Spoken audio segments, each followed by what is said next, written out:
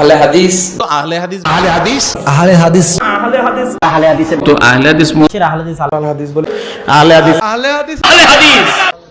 আহলে হাদিস আসসালামু আলাইকুম ওয়া রাহমাতুল্লাহি ওয়া বারাকাতুহু। প্রিয় ভাইরা আমার, আল হাদিস বা সালাফি বলতে ভিন্ন কোনো নয়, বরং কোরআন এবং হাদিস ও রাসূল সাল্লাল্লাহু আলাইহি ওয়াসাল্লামের সাহাবীদের আদর্শের আলোকেই যারা ইসলাম জানা, মানা ও বাস্তবায়নের কথা বলেন, তারাই হচ্ছেন আহলুল হাদিস ওয়া সালাফ।